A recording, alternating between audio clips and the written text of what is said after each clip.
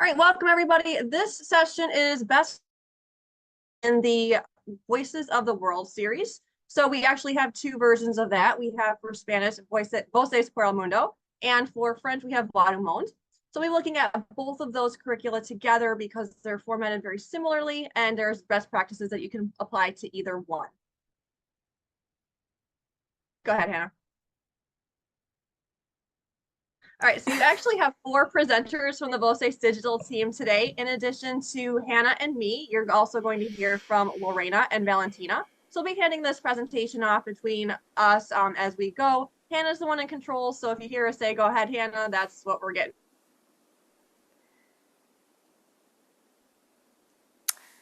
And so we've broken down the chapter structure into the core elements. So vocabulary and grammar sections, which I'll be covering. We've got travel and culture, which includes interview sections. We've got the stories and authentic materials. So a lot of this content that you might have seen when you logged in and you're like, oh my gosh, what is all of this stuff? Hopefully we can break that down for you. And I'm going to start off by talking about the vocabulary and grammar. So we talked about a little bit when we were planning this presentation, like how do we, present you something new, like reinvent the wheel with these core tenets of your traditional language classroom. So as I go, I would love to see in the chat if anyone has any thoughts or ideas about how they approach these in their own classroom, and we can kind of make it a little bit of a conversation.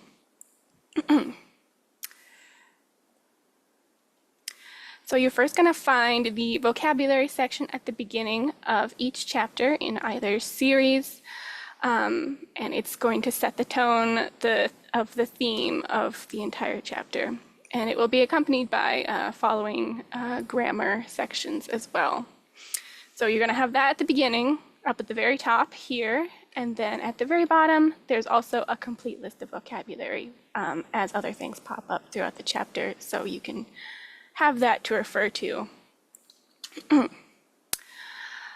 now when it comes to best practices when teaching vocabulary, we have a few basic tips here that you might already be familiar with. So the vocabulary lists that we have in the title are going to be a little bit larger. Make it easier on your students by dividing it into chunks that just make sense together. And most importantly is to teach the vocabulary in context. You can devise little skits or TPR or really like immerse your students in whatever the vocabulary topic is. You can use your cognates to your advantage and build on the vocabulary from previous chapters. One thing that this reminds me of, as a young French student in high school, there were several things that my teacher did too that really still stick with me today. It's like, oh, I remember what this word is. Not because I know it necessarily, but because my teacher made such a strong connection with either, a personal anecdote or some other interesting connection that she made.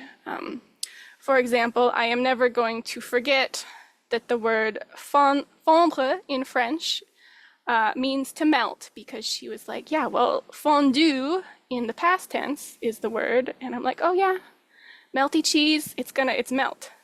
How often in conversation do I use the word to melt? I don't know, but that's one word that's going to stick with me for a while. So just as you go throughout your teaching career, I'm sure you're going to think of more little tricks like that that might connect with some of your students and make it a bit of a more, make the process of learning vocabulary a little easier. And we do have, as well with these vocabulary pages, within the menu, there's a whole section for activities. So those will be multiple choice, fill in the blank, all sorts of, your standard activities that you can assign to your students. And here is just an example of how you might break up one of our big vocabulary lists into smaller chunks. You can decide how you want to spread them out. They could be, very closely related, or you can separate them into things that aren't so closely related. And in this screenshot, I also want to point out that you should definitely take advantage of the native speaker audio. You can always listen to them and do lots of pronunciation practice with these audio files. Like I said, native speaker audios. You can consider having students make flashcards, label items around the room, or take advantage of the VOS's Game Center. And I will mention that I was just made aware that our very own Erin is going to talk about the Game Center today at 12:30. So that would probably be a very good session to stick around for and check out. There's a lot of different options, a lot of ones that use flashcards. I'm just going to step out of the presentation real quick just to do a brief explanation of how the games work, in the sense that, so right now I am in chapter 6. I'm looking at a vocabulary word. Because I'm on this page, when I go to the Game Center, it will pull the games that we have in there, will pull directly from this list, and you can work with them with your students. And so it's really convenient. If I were to jump to a page in chapter 5, it will pull the vocabulary from that chapter with the games. Licinia, so I don't know if I pronounced that right, but she recommends introducing vocabulary with slides and songs. We do have some slideshows as well that you can use already built for you, but I love the idea of songs as well. It just takes some while to build up your playlist, as it were. And in level 1 of both Voces por el Mundo and Voix du Monde, we have a few suggestions for additional vocabulary activity or games. Now, I'm not familiar with all the ones here on the slide. I know Fly Swatter would be one where you write or post up all of your vocabulary words on the board, divide the class into teams, and give 2 students each a fly swatter, and you can then call out or show a picture or say the English equivalent and have students try to be the first one to get that vocabulary word to win points. And Melissa, I don't know if you have a favorite one here or would be interested in explaining what fast hands is or quiz trade. So fast hands is where your students are going to make a flashcard of some sort. It could be either a picture flashcard where they have a picture on one side and the vocabulary word on the other, or it could just be a translation. And so you're going to have the students lay these out with the either picture or the English side up, and they're going to be facing a partner. They have their hands in the air like this, and you're going to call out a word in the target language, and they're going to race their partner to slap that card and take it away. So it's just a really fast recognition thing. And then after they pulled it away, they check the back to make sure that they actually got the right word. So it puts a little bit of a competition in there, but also allows them to practice the vocabulary. And then awesome. Like with word cloud highlighting, just type in all of the words, copy and paste, and put them in a word cloud. And it's kind of like fast hands, but they have either like a crayon or a highlighter, and they're just looking for those words on the piece of paper and highlighting them, just erase, just to get them like thinking about it. It lightens up the atmosphere in the classroom, gives them a little bit of practice, but also helps to give them some interpersonal and just building that classroom community. Yeah, and I would also like to encourage, if you have any vocabulary classroom game that you've come up with your own, we would love to hear about that in the chat to try and make it a bit of a collaborative, how do we make these games a little bit more interesting for our students? Let's see. Okay, so moving on to grammar, much like the vocabulary, we have a dedicated page right at the beginning for you to go over with your students. That includes that introductory grammar page. We will have slideshows and activities for you to use with your students as well. So you're going to want to work through the grammar notes with your students, checking for understanding as you go. And much like the vocabulary, you're going to want to teach the grammar in context. along with those key pages, we also have the Spanish Playground or French with Mr. Innes, which you might have heard about earlier this morning and with those presentations that I mentioned.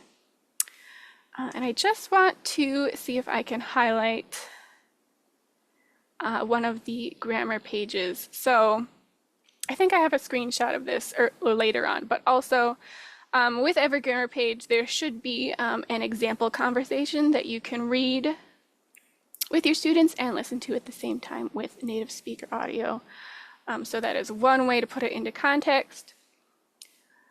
We also occasionally have bigger, like in the community section at the end of a grammar page that might inspire students to think about how they might use it in the real world. So let me just hop back to the slideshow. We also have an example here of memes. If you are very fluent in memes, I think that will always kind of get your students' attention. This one might already be a little outdated. I used to see this Drake meme quite a few years ago. So we need to keep up on all of the new things. I'm not exactly sure what they are, but your students might be able to teach you about it. You can learn something from each other, maybe. But one idea that we have specifically with grammar that Melissa came up with is to consider printing the grammar notes from Voces with missing words to make guided notes. So on this next slide, you'll see a little what I'm talking about. You would take the text on that page and replace, the key words or structures with blanks as you see fit, and print them out and allow your students to fill them in as you introduce the new concept. And actually, she had this idea of how to do it very easily, which I did not know about. So it's using the snipping tool on your computer. Let me see if I can make this big so we can all see how she does it. So if it doesn't work, Hannah, I just shared that link in the chat as well. Oh, so awesome. Check that. Yeah, well, go ahead and try that. Yeah, I think the video is working, but basically there's a function which I didn't even know about before, but you can highlight all the text in the picture and then go in and edit it. I'm fairly certain that's probably a Windows feature. There might be something similar if you use Apple computers. Otherwise, you can always, do the old copy and paste normally, but I just thought that was a cool suggestion. So yeah, there's that. And then with both grammar and vocabulary, as I mentioned earlier, we have these sections in both titles in the first level that include some of those games we talked about earlier, but mostly ones that are really focused on getting your students up and moving and away from the screen. So when you go into your title, you'll be able to scroll down to the menu and check those out. I'm in the wrong one, but I just want to show you where it is in the menu. So take Voces por Mundo 1, Chapter 7. They're going to be right down here with this apple icon, so you can take a look. There's a couple different ones in every chapter that you can use. Oops. Well, okay. Okay, and I see that some ideas are being shared in the chat, which I love to see. But other than that, I don't think I have anything else to say about the vocabulary and grammar, so I think I'll pass it on to Valentina. Thanks, Hannah. Hi, everybody. It's good to see some of the same faces and names from yesterday. For those of you who don't know me, my name is Valentina Chufreda. I'm one of the curriculum managers with Voces Digital. Today, I'm going to talk to you about travel culture, and then we'll talk about the interview and the Voix du Monde and Voces por el Mundo titles. Next slide, please, Hannah. So where are you going to find the travel and culture sections? So by this time, I'm sure you're well aware that all of VOCE's titles are very rich in culture, and it's very much a main focus in the content that we create. But specific areas dedicated to culture in these titles are going to be under the Viajamos or Voyageons section, and the Exploración Culturelle, which is going to be kind of smack in the middle of the chapter content. So it's going to come after the main vocab's introduced, after your authentic materials, but obviously before the chapter test, before any sort of assessment, right? Within those sections, or the travel section in particular, you're going to start off by exploring a map. So each chapter is going to focus on a specific country or territory in either the French-speaking world or the Spanish-speaking world. What does this mean? This means that your students are getting exposure to all of the Spanish-speaking world, all of the French-speaking world, and they're getting to look at that specifically from chapter to chapter. Furthermore, those countries are going to be introduced in alignment with the theme of that chapter. For example, if you've got a chapter on food, you're going to explore more of the food aspect of that country. So it's still going to reuse some of the vocabulary being introduced and tie into the themes.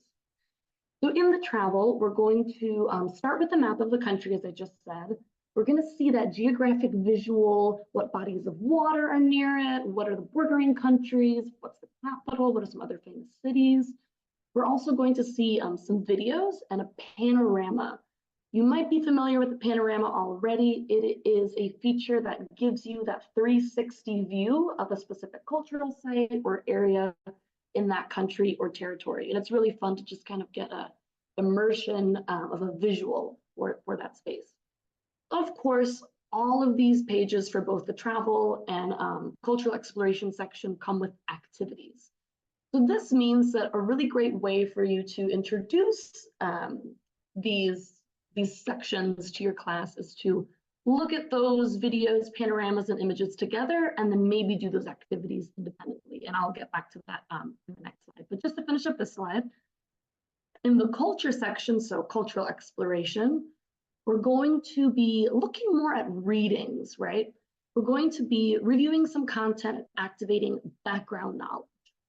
So when you approach these, it might be best practice to try to scaffold those readings.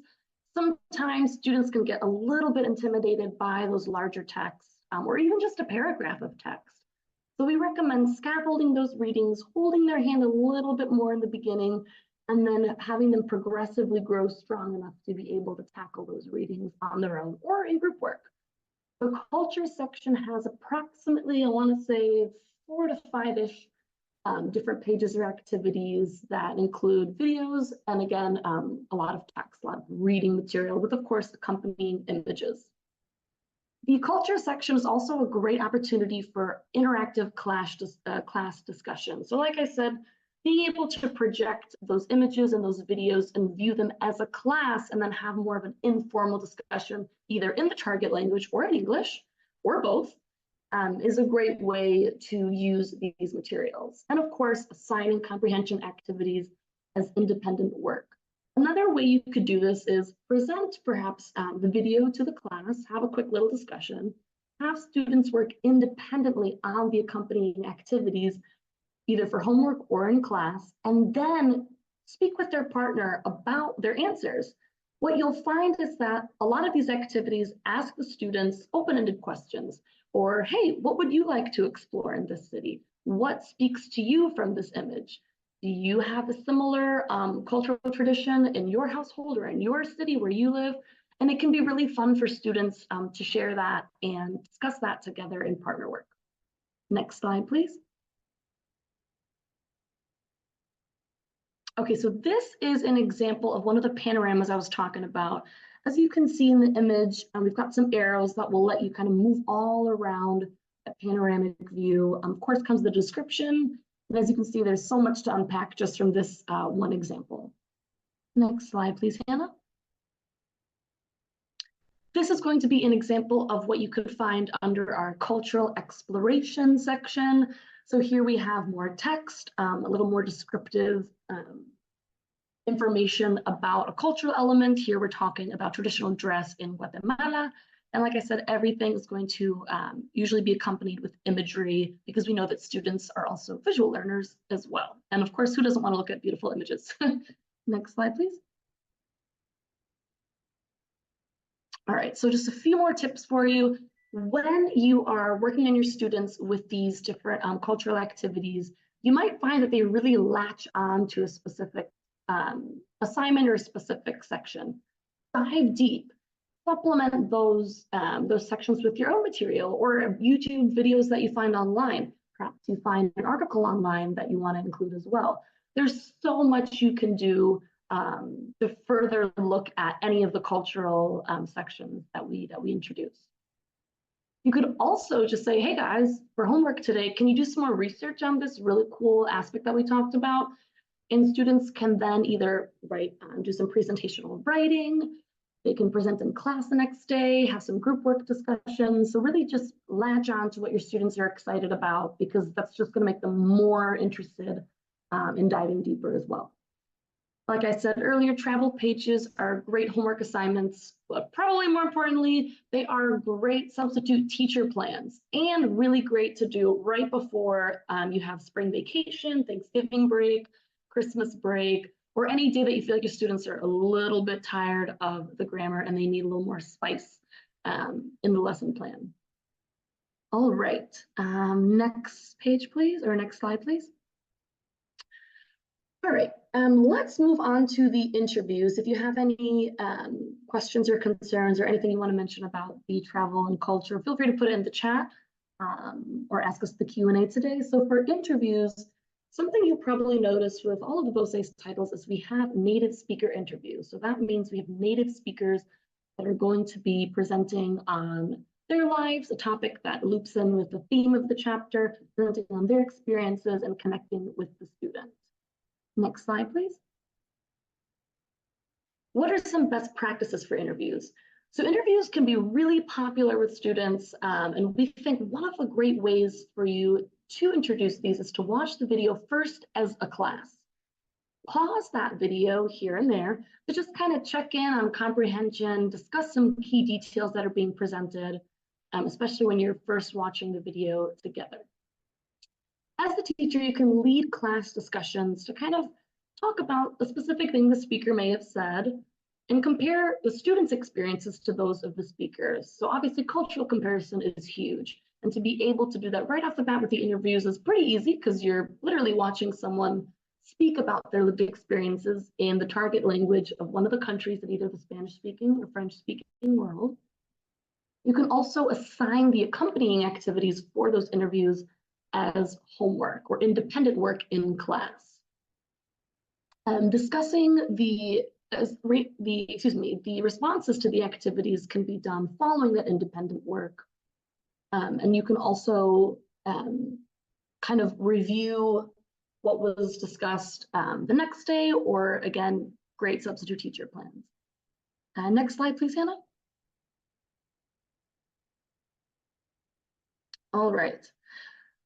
So for all of our native speaker interview videos, you as the teacher will have access to the transcript, but the students will not.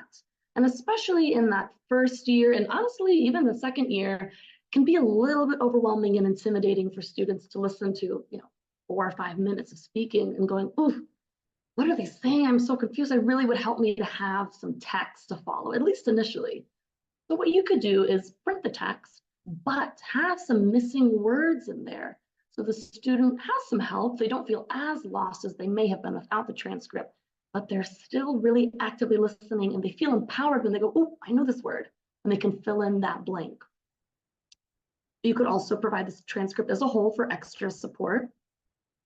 Add some more, perhaps more simplified questions in addition to the activities, the comprehension activities we provide. Again, pausing that video, asking those questions, and identifying questions that the speaker has answered. And then saying, hey, students, why don't you guys do quick little interviews amongst each other and make sure you answer those questions in your responses as well. Also, encourage students to think about follow-up questions based on the things that they learned from the speaker. The speakers, especially in those in levels 2, they're really talking about some really interesting cultural changes in their country. They may approach a topic that you could expand on even further, and certainly draw lots of follow-up questions from. Next slide, please. I think this is, yep, I thought that was the end. All right, so thanks everyone. I'm going to pass on to Lorena, who's going to be talking about best practices for stories. Thank you, Valentina. Hi, everyone. This is Lorena, and today I'll be presenting some ways you can use stories with word titles. So let's get started. Okay, so our stories are also a great way to support our students' ability to use the language communicatively. And we have Historia and Histoire. Our stories have pre-reading activities. Then you have the story and the post-reading activities. The pre-reading activities are great ways to introduce your students into the language that will be used, the topic that will be covered. And then you have the story per se, and then your post-reading activities will focus on macro level aspects of the language. Can you do the next one, the next slide, please? So before I start with the best practices, I also wanted to mention why stories are also part of our curriculum. We use them as a way to support our students' learning abilities, but also stories help students activate mirror neurons that help our students retain the information in a better way than it would do just presenting normal or regular facts. So it has a proven way to help our students connect with the aspects of the stories, find something, an event or a situation that is similar to what is happening in the story. And that way, that story will be something memorable for them. So what are those best practices for stories? Well, the first one is to use those pre-reading activities, like I said before, to introduce students to the concepts and the vocabulary. The other strategy is to read the story and discuss for understanding. I would suggest here some strategies that have worked for me. One of them is pop-up reading. So if you want to practice with your students reading, have a student read and then call it a name randomly, and then the next student will continue, and so on and so forth. So we're making sure they're paying attention if you can project the story on the screen. That's one that has worked. Another one that I love doing with my students is also the audio, using the audio with the stories. So I would ask my students to close their eyes and listen to the story, just concentrating on listening and understanding some of the expressions or words taken here. And then I would play the recording again for them to take notes. Closing their eyes will help them support their concentration and focus on the audio and the different words and expressions that they can recognize.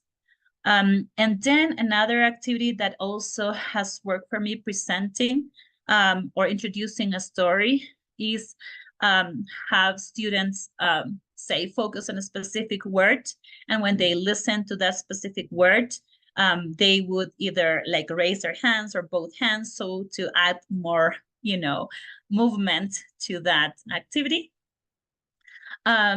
Another best practice or another tip would be to choose one post-reading activity to complete together and then assign the rest as independent work.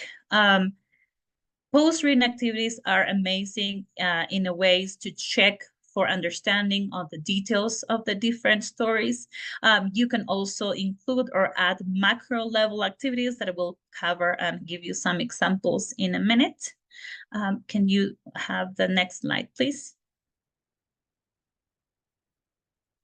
Here we have one of our stories.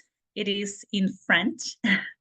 And as you can see, there is our vocabulary at the top. You can see the expressions, the target language and the expressions. You also see the audio that you can also play before you even start with the story for students to repeat together, or to call some divide the class into group A and group B and have them repeat after you play them. That's another way to use it. And then you have some TPR strategies that are also have, you have there in the teacher's notes that are in the yellow rectangle there.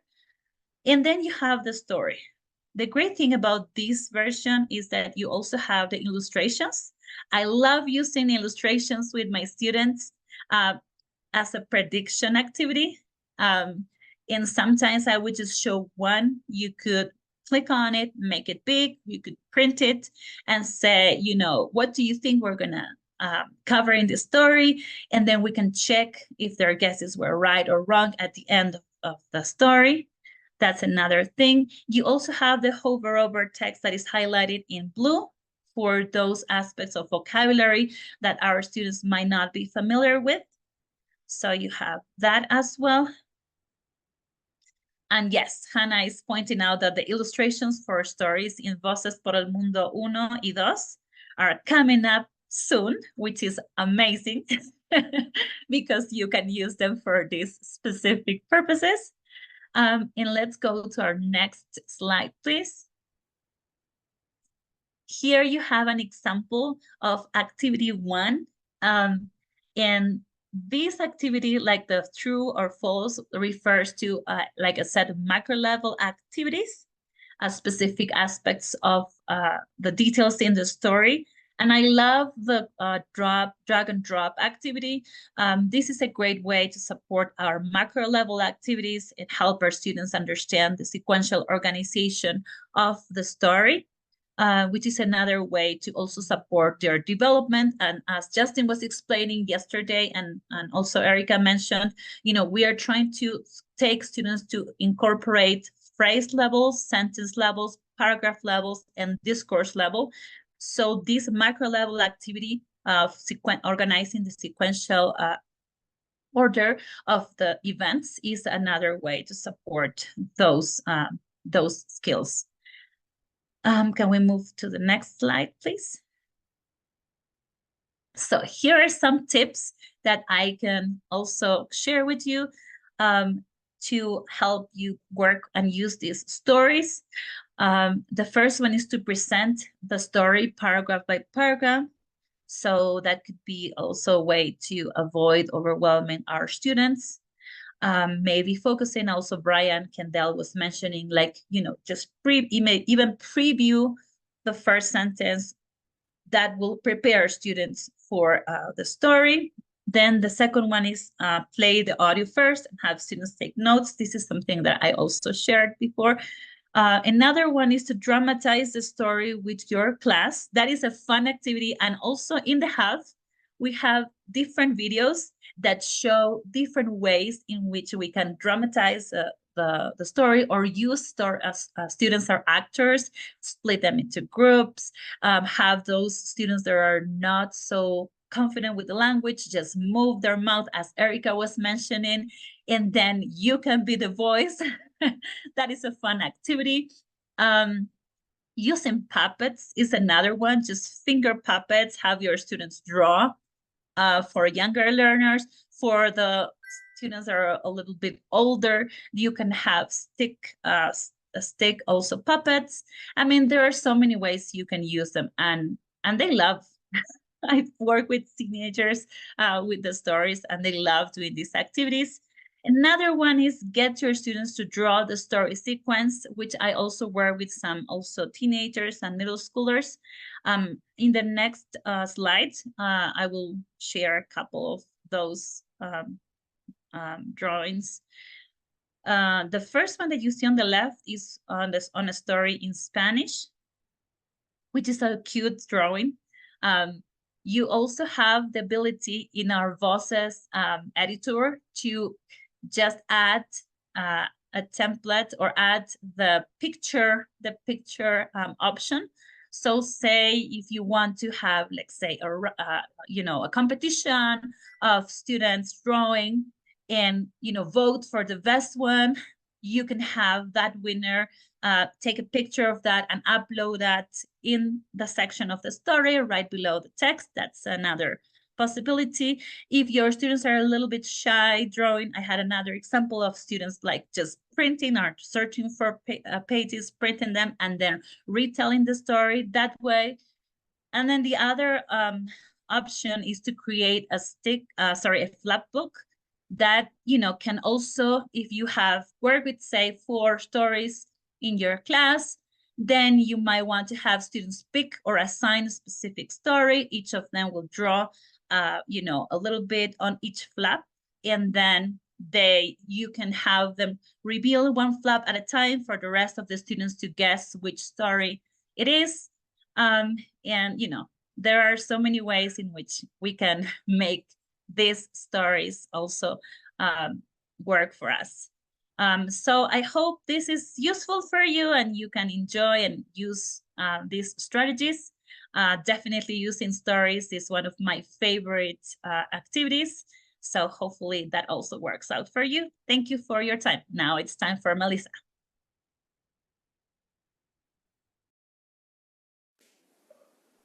I started talking, I was muted, I'm sorry. All right, thanks, Lorena. We're going to look at authentic resources and interpersonal speaking.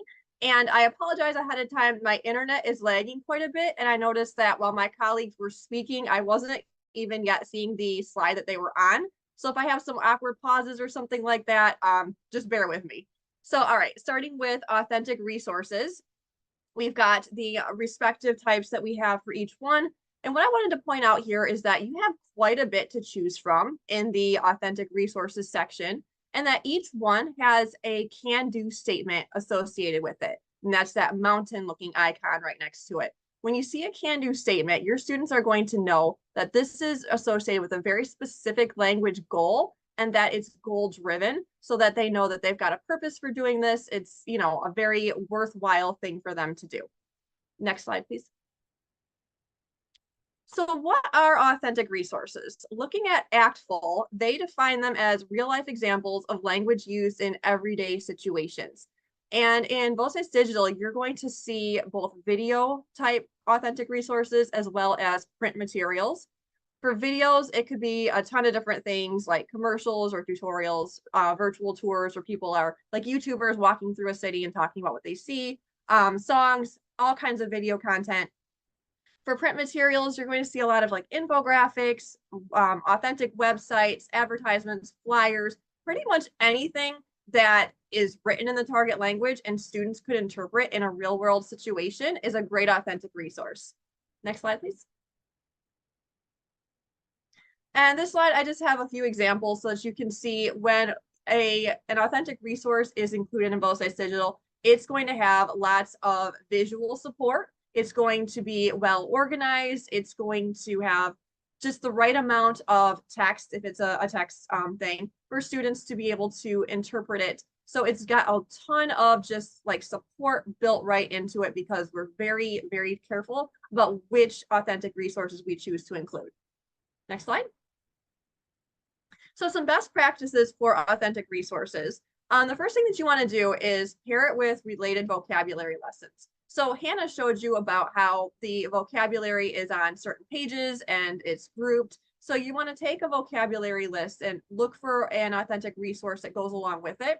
And when you assign it, make sure you emphasize to students that they should only focus on words that they don't know. Not every resource is going to have vocabulary that is just vocab that students know, because they're actually created for native speakers. So teach your students that adaptability to be able to look at an authentic resource, focus on what they know, and extract the information that they want out of it without finding the words that they don't know and having that overwhelm them.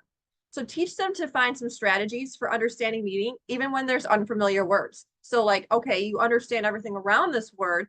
How can you figure out what the rest of it means? How can you just kind of skip over that word and get the gist of the information? And a great way to do that is by using visual cues. So like I showed you in the previous slide, there's so much visual that goes along with our authentic resources that it's going to help students not be overwhelmed by the stuff that they don't understand. And you can also match the activities to students' proficiency levels. So if you're working with a print resource, for example, it might be an infographic that has a bunch of like subheadings and then information underneath of that. If your students are very low proficiency still, have them just focus on the headings, the stuff that's written in larger text. If you have some students that are getting more advanced, you could have them go into the stuff that's under those headings and get into the smaller print text and try to extract more information. You could take one authentic resource and do all sorts of different things at different proficiency levels just by choosing which parts they focus on and how much of it they actually interact with. Okay, next slide. Some tips for using your authentic resources. One thing that you might want to do if it's a print resource is to actually print it out and then have students interact with it in a physical way instead of just on their digital platform. So you might have them highlight certain types of words using different colors. So use yellow to highlight any chapter vocabulary that you see on here. Use blue to highlight any cognates, green for words that you want to understand. Or you could just, if you don't have highlighters, just have them like circle some, underline, double underline, ways for them to categorize the words to help them approach it in a little bit more of an organized way. If you're working with a video, you might want to take a still shot of the video. So a particularly interesting scene from that video, take a still of it, and then put that up on your projector and discuss it in the target language, kind of getting them in the right frame of mind to be able to actually watch the whole thing by just looking at a little bit and having that scaffolding of you discussing it with them. And you could also use our interactive video activity to add your own questions to the videos. So I know that some presentations have shown how to do that. I'm not going to risk going into Voces Digital to show you because my internet is lagging so much, but there is a way for you to add videos, activities to a video that's already in there. So you could ask any questions that you want to go into that video resource even further. Okay, Hannah, go ahead. Next is our interpersonal speaking. So these are our let's chat sections. And again, with both the Spanish and the French, you have every section has a can-do statement that goes along with it. So your students are going to see when they get into these pages that it's very goal-driven, it's very aligned to the goals of the chapter that they're working on. Okay, next slide. So some best practices for using these interpersonal experiences. The one thing that you're going to want to do is use a lot of different pairing options for your partner activities. So giving your students a wide variety of the partners that they work with. So you might sometimes use purposeful pairing. So you know that a student's very strong and then there's a student that struggles. And you put those two students together so that the stronger student can help the student that needs a little bit of extra help along.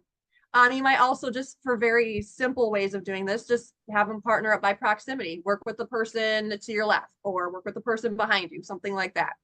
I know that partner sign-up sheets are also very popular. I've seen some where they have like a clock and you have a partner that signs your paper for a certain hour of the day. And so then you say, get with your 2 o'clock partner and they find that partner. I've also seen some where they'll use maps and a person signs their partner's paper for each country. So then you say, like, if you're a Spanish teacher, okay, today you're going to work with your Guatemala partner or something like that.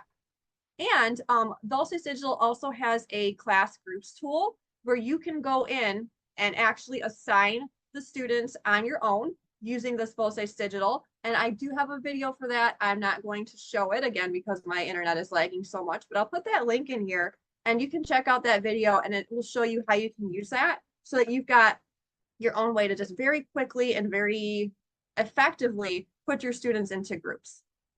Another good practice for when you're working on interpersonal experiences, a lot of these are interpersonal between your students and a recorded voice on their device. So make sure that you can give them a quiet environment to record, a place where they're not going to feel like there's just too much talking going on and I'm overwhelmed. So a good way to do that is to like maybe do like stations in your classroom where there's some independent work. And so kids in this part of the room are working on this assignment. Some over here are working on this. And then there's just 1 or 2 over in this part of the room who are recording so that it's not all chaos at the same time. Okay, next slide, please.